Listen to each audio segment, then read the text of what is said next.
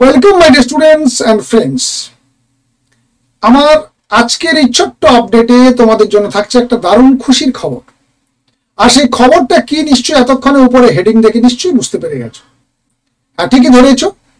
রাজ্য সরকার বিদ্যালয়ের ছাত্রছাত্রীদের জন্য যতগুলি প্রকল্প করেছেন তার মধ্যে একটি জনপ্রিয় প্রকল্পের নাম তরুণের স্বপ্ন।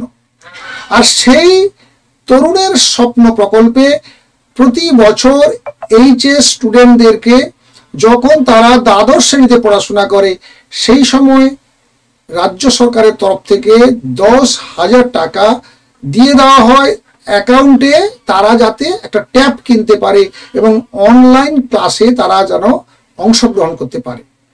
তো এবছর মাধ্যমিক পরীক্ষার সময় আমাদের মুখ্যমন্ত্রী ঘোষণা করে দিয়েছিলেন যে একাদশ শ্রেণীতে যখনই উঠবে তখন তোমরা এবছর ট্যাবের 10,000 টাকা পেয়ে যাবে। এতদিন পর্যন্ত এই টাকাটা দ্বাদশ শ্রেণীতে উঠলে ছাত্রছাত্রীরা পেত, আর এবার থেকে সেটা একাদশ শ্রেণীতে তোমরা পেয়ে যাচ্ছ। আর তার চেয়েও বড় কথা যে এবছর পুজোর আগে তোমাদের টাকা ঢুকতে চলেছে। ব্যাংক অ্যাকাউন্ট নিশ্চয়ই এতদিনে তোমরা স্কুলে সাবমিট করে দিয়েছো।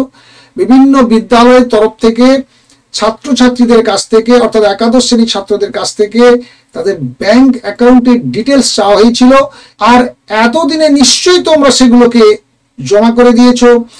আর সেই সঙ্গে তোমরা অবশ্যই মাথায় রেখো যে তোমার যে ব্যাংক অ্যাকাউন্টটি রয়েছে সেই ব্যাংক অ্যাকাউন্টটি যেন সচল থাকে, অর্থাৎ সেখানে যেন অ্যাকাউন্ট ক্লোজ বা ফ্রিজ না হয়ে থাকে।